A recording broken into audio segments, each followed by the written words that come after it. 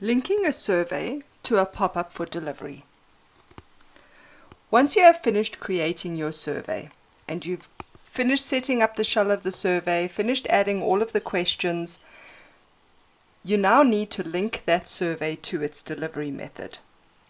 So if you click onto the survey title, this is the shell of your survey which you have already completed. These are the questions in your survey that you have already finished setting up.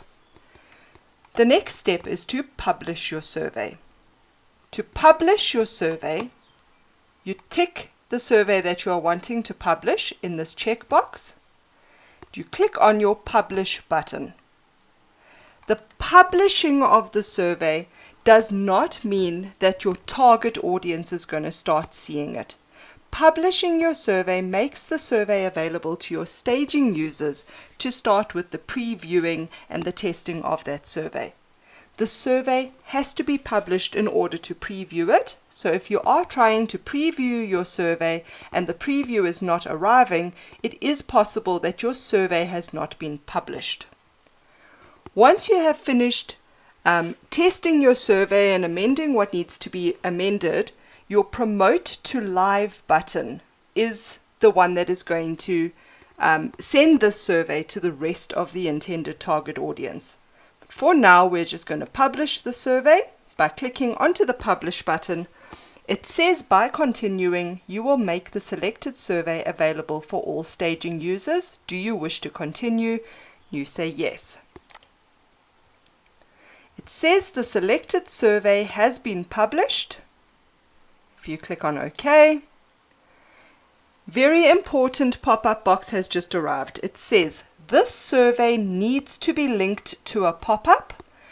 Why does it say that? Because when you were creating the shell of your survey, you specified that the delivery method of this survey needs to be a pop-up. So in order for the survey to be delivered, it needs to be linked to a pop-up. It continues to say, do you want to create a pop-up now? I do strongly recommend that at this point you always click on yes. By doing so, it is going to take you straight to your pop-up screen, and in the same step it is going to populate as many of the steps of the pop-up that it is able to from the information that you provided when you were setting up the survey. Immediately you click into your Modify wizard, which is now going to open your pop-up wizard for this specific pop-up with the various steps already filled in for you. You just need to work your way through the steps at the top of the screen, like when you set up a pop-up, to specify the specifics around this pop-up that you're wanting to deliver your survey. So step number 1 will automatically link this pop-up to the survey that you have just published. If you click on step number 2, the pop-up title by default will take the same title as the survey.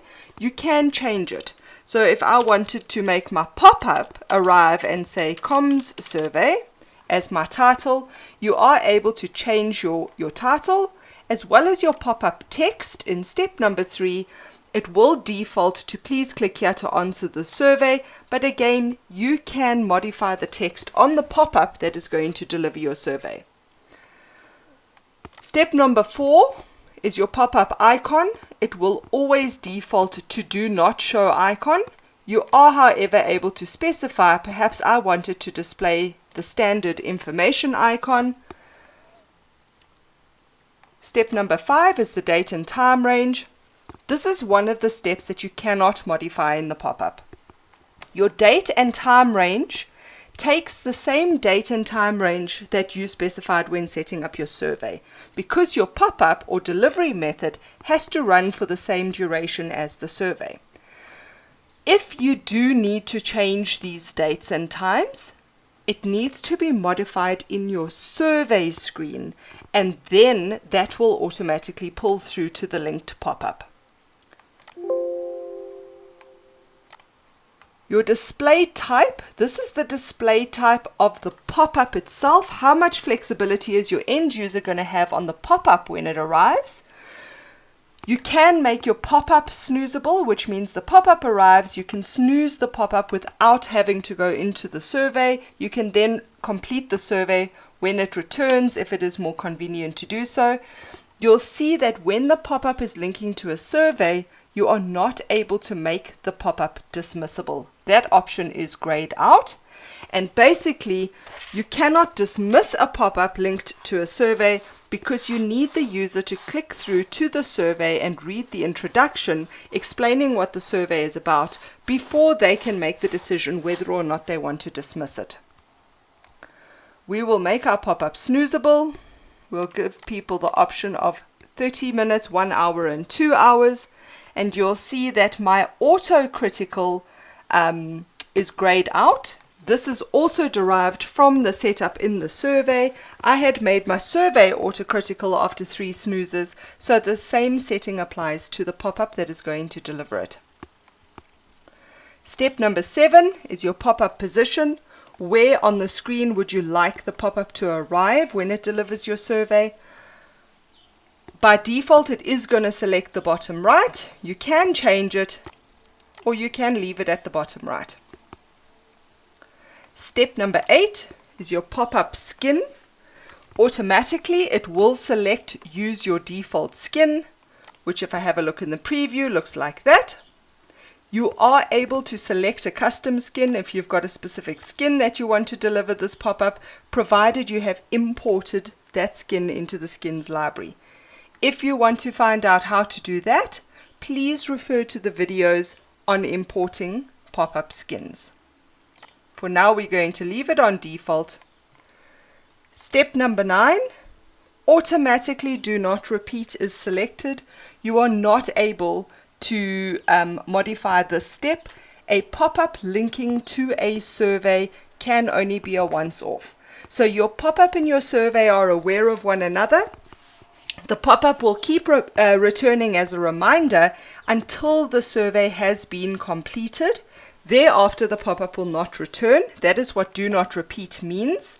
Had we enabled you to select repeat daily, that exact same survey would be delivered each and every day, whether or not the user had, in fact, answered it already. So do not repeat is the option that you need to leave selected.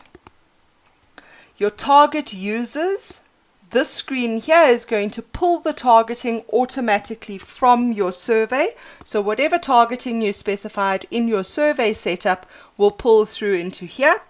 You are able to amend the targeting. So if you've got an additional group that you would like to target, you are able to add it here. But please be advised, you have to add that group to your survey targeting as well. Your pop-up targeting and your survey targeting have to match to ensure that everybody who is targeted will receive it. Step number 11 will give you your expected exposure. So you'll see in this case I've targeted 9 machines. Of those 9 machines, 3 are only active and realistically will receive my survey. So you are able to export this list here of machines to Excel, send them off to your IT department and ask them to investigate the ones that are reporting as inactive or not installed on CLA. Step number 12 is your pop-up preview. It's going to show you what your pop-up is going to look like when it arrives. If you are happy with it, you click on Apply.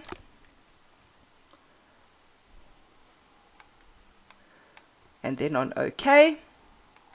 And at that point, the pop-up that is delivering your survey is going to be created and added to your pop-up grid. At the moment, this grid is on active pop-ups.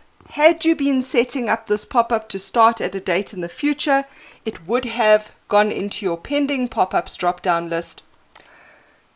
If there are any modifications that are now needed to the pop-up or the survey, once you have previewed it and tested, you would then follow the steps in the other videos explaining how to do so.